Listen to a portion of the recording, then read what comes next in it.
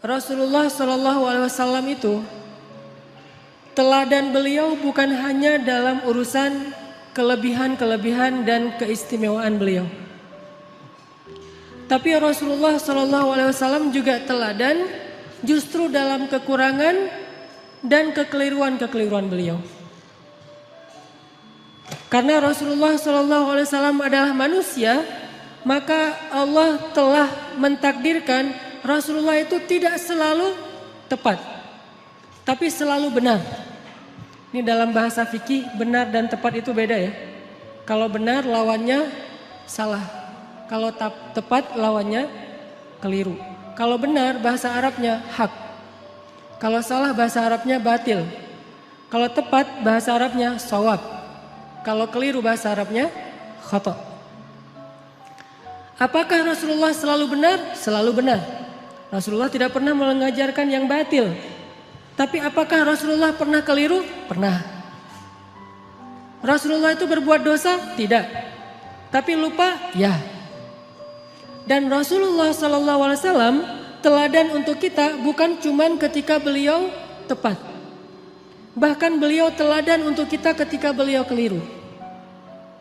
Rasulullah SAW bukan cuma teladan buat kita ketika beliau ingat, tapi juga teladan untuk kita ketika beliau lupa. Nah, teladan ketika Nabi keliru, teladan ketika Nabi lupa, ini jarang dibahas. Padahal itu uswatun hasanah juga loh. Uswatun hasanah dari mana? Kalau kita lupa, kalau kita keliru, kalau kita salah, gimana cara kita untuk tetap on the track, tetap diridhoi Allah, tetap Allah maafin kita. Kalau kita salah, kalau kita keliru, kalau kita lupa, kalau kita silap, kalau kita berdosa. Caranya adalah kita harus meneladani Nabi ketika Nabi juga berada dalam kondisi yang sama, walaupun tetap Nabi lebih baik daripada kita. Buat saya, laqad kana lakum fi Rasulillahi uswatun hasanah, bukan hanya ketika Nabi SAW sholatnya khusyuk, tapi juga ketika Nabi sholat lupa rakaat.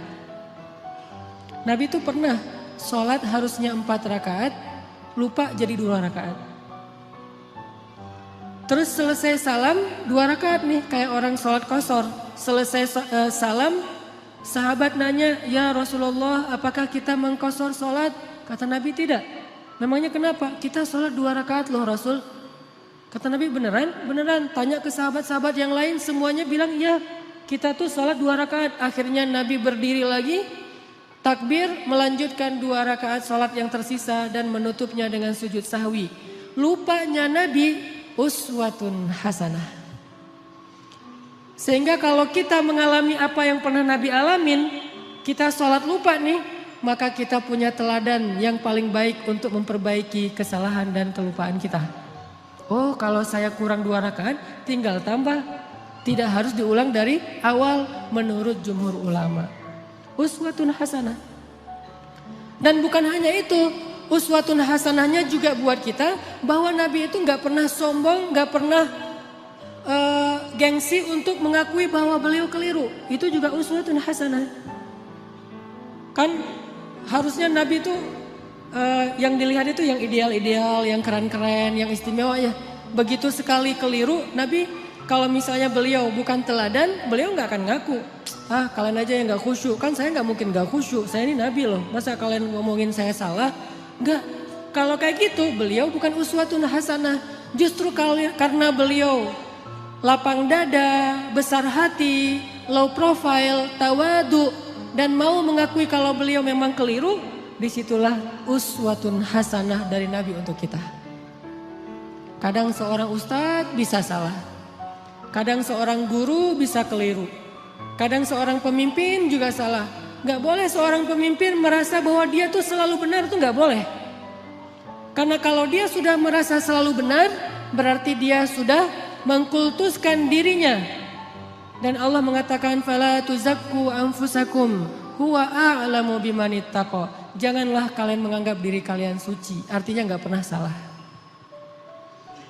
Jadi pemimpin yang meneladani Rasulullah SAW bukan cuma meneladani dari angle jujur, amanah, profesional, tapi juga meneladani Nabi dari angle apa?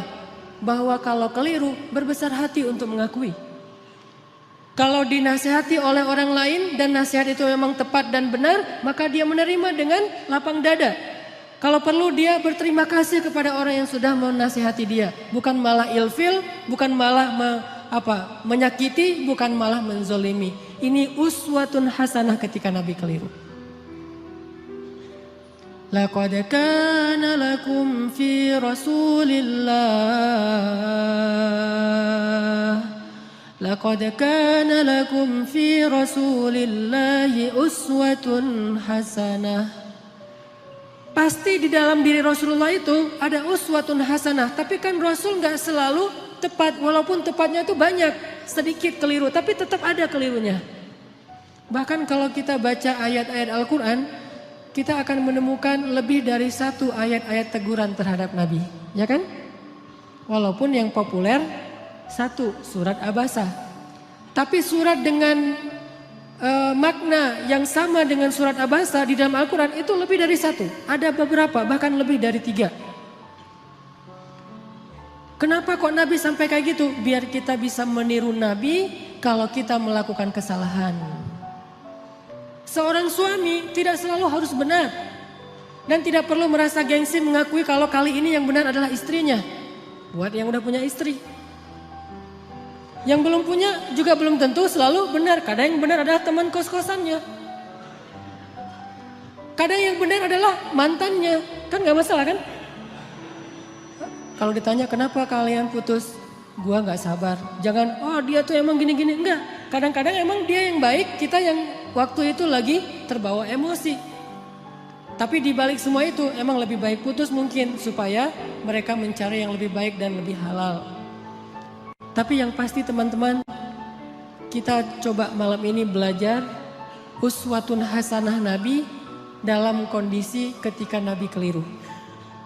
Dan ini sama sekali bukan ingin menjelek-jelekan Nabi, sebaliknya kita ingin melihat betapa Nabi itu hebat. Justru ketika kita melihat betapa Nabi besar hati, lapang dada, kita akan semakin kagum kepada sosok Rasulullah Sallallahu Alaihi Wasallam. Contoh sholat tadi aja udah dapat 2 uswah, 2 teladan. 1 Nabi besar hati, kedua pelajarannya bahwa oh kalau salah dalam sholat berarti tinggal kita tambah ditutup dengan sujud sahwi. Ada 3 nih. Yang ketiga pelajarannya dalam kasus itu apa? Ternyata sahabat-sahabat Nabi itu orangnya dewasa. Sahabat-sahabat Nabi itu orangnya mateng, gak gampang pundungan. Nabi sholat kurang 2 rakaat, mereka nggak komen, katanya Nabi sholatnya nggak khusyuk, nggak gitu. Mereka nggak unfollow Nabi. Wah, udah nggak benar nih postingannya, gue unfollow aja nih. Dan komennya cuman yang deket doang sama Nabi, yang komen yang lain nggak ikut-ikutan komen. Jadi komennya itu komen positif, bukan ngebully Nabi, bukan Nabi mah ternyata sholatnya juga mikir yang lain. Saya kira selama ini udah keren banget, ternyata pencitraan doang. Enggak. Kenapa? Karena mereka followers yang udah mateng. Bukan followers yang labil, yang galau gitu. Sehingga sekali Nabi postingnya agak-agak kurang tepat, mereka pundung fisabilillah. Bayangin kalau sekali Nabi keliru terus pundung kan berkurang kan umat Islam?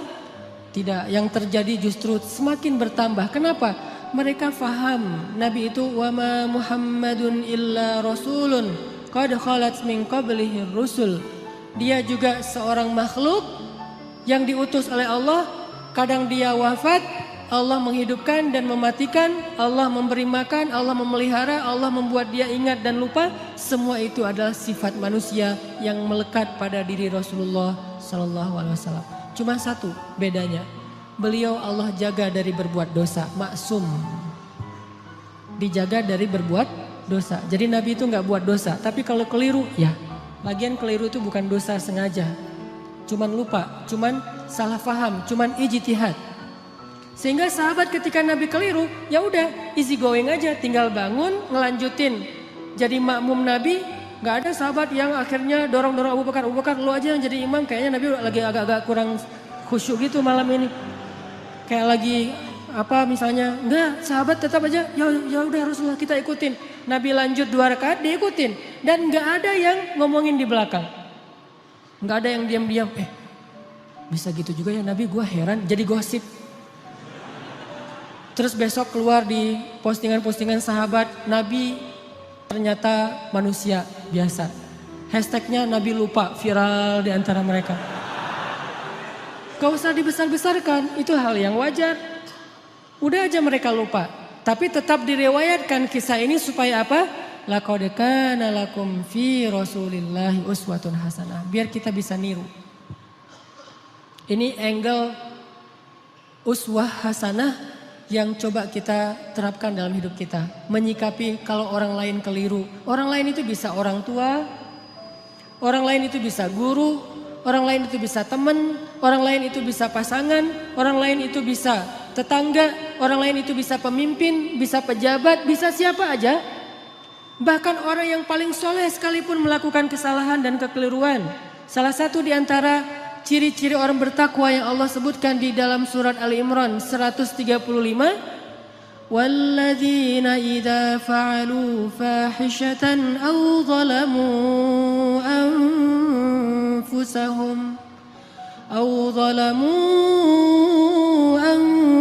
anfusahum dzakarullaha fastaghfaru lidzunubihim. Orang yang bertakwa kata Allah adalah orang-orang yang apabila melakukan kesalahan, menzalimi diri sendiri atau melakukan fahisyah, dosa sembunyi-sembunyi. Coba. Ternyata orang bertakwa juga bisa ngelakuin dosa, kesalahan. Bedanya apa? Zakarullah. Ketika dia sadar, ketika dia ingat, ketika dia diingatkan oleh orang lain, fastaghfaru lidzunubihim. Buru-buru dia meminta ampun kepada Allah dan tidak lagi melakukan kesalahan itu. Ini bedanya orang bertakwa sama orang yang tidak bertakwa. Kalau orang yang tidak bertakwa salah gak mau memperbaiki diri. Kalau orang bertakwa salah juga tapi mau segera recovery, memperbaiki diri. Jadi peluang berbuat salah sama antara orang yang bertakwa dengan yang tidak bertakwa, sama peluangnya. Jangan sampai kita mengkultuskan satu orang, satu tokoh, satu kelompok. Mentang-mentang mereka membawa slogan-slogan Islam, memakai simbol-simbol Islam, menggunakan penampilan-penampilan yang kesannya Islami, lantas gak boleh keliru, gak boleh salah.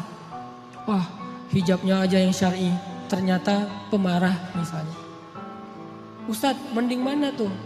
Orang yang sholat tapi masih korupsi daripada orang yang gak korupsi, orang yang jujur tapi gak sholat. Kan mending yang jujur, walaupun gak sholat tapi yang penting dia jujur. Enggak.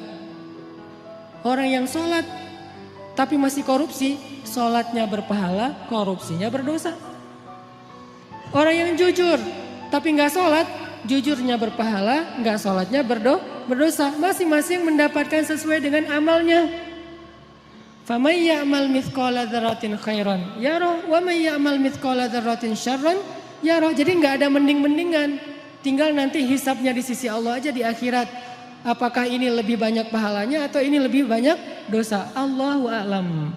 Yang jelas kita belajar sekarang gimana meneladani Rasulullah SAW ketika kita salah, ketika kita berbuat dosa, ketika kita keliru, dan juga ketika orang lain yang melakukan kekeliruan dan kesalahan itu. Teman-teman yang dirahmati Allah Subhanahu Wa Taala, belajar meneladani Nabi SAW itu bukan sekedar belajar mendapatkan wawasan tentang perilaku Nabi, bukan. Kita hafal ayat itu tapi tidak menjadi perilaku, tidak jadi karakter, nggak jadi attitude, berarti kita belum meneladani Nabi. Cuma hafal ayatnya doang nih. Kita hafal banyak hadis Nabi, kita baca banyak sirah, buku-buku tebal tentang sejarah Nabi, tapi tidak merubah attitude kita menjadi lebih baik seperti yang dicontohkan Nabi, kita berarti belum belajar dan belum meneladani Nabi, cuman tahu doang. Itu namanya orang yang musaqaf, orang yang berwawasan. Belum menjadi orang yang alim, orang yang berilmu. Kenapa? Karena tidak disebut ilmu sebelum dia menjadi rasa di dalam hati dan menjadi perilaku dalam kehidupan. Kalau cuma sekedar wawasan itu bukan ilmu, itu namanya sakofah, itu namanya wawasan. Makanya malam ini ketika kita belajar uswatun hasanah Nabi SAW, kita coba munculkan tekad dalam diri kita masing-masing. Pokoknya habis dengar sharing malam ini, saya pengen memperbaiki sikap saya di sosmed. Saya pengen memperbaiki sikap saya dengan teman. Saya pengen memperbaiki sikap saya kepada keluarga, terutama orang tua. Saya pengen memperbaiki sikap saya kepada mantan. Cara memperbaiki sikap kepada mantan apa? Unfollow. Gak boleh following ya. Kalau mau sesekali ngelihat, bikin aja 2 akun. 1 akun punya kita, 1 lagi untuk stalking ya. Pengalaman. Enggak boleh. Lupakan mantan. Jangan sampai kita baca atau mendengar cerita-cerita tentang Nabi hanya sekedar oh ya, oh gitu. Jangan. Kalau sekedar oh ya dan oh gitu berarti ini cuma wawasan nih. Dan kalau cuma wawasan kita ngaji sampai bertahun-tahun juga tidak semakin menjadi lebih baik. Harusnya belajar ilmu yang tadi kata Nabi, siapa yang menempuh jalan untuk mencari ilmu, Allah mudahkan jalan ke surga. Itu ilmu loh, bukan wawasan yang dicari. Kalau wawasan kita bisa kayak otodidak gitu. Kita bisa belajar sendiri dengan dengerin YouTube. Tapi kalau ilmu kan bukan cuma denger. Kita latih tuh. Apa yang udah kita dengar kita latih sehari mungkin gak langsung jadi nih. Sama kayak yang barusan kita dengar misalnya tentang gimana berbesar hati dalam menerima masukan orang lain. Kan gak gampang tuh. Gimana berlapang dada mengakui kekeliruan dan kesalahan kita. Walaupun itu menyakitkan. Itu gak gampang loh. Tapi kalau kita gak praktekin, berarti apa yang kita dengar itu baru sekedar wawasan. Belum memperbaiki perilaku dan attitude kita. Kita belajar sekarang uswatun hasanah Nabi SAW. Bukan sekedar pengen tahu, penasaran ayatnya mana aja ya.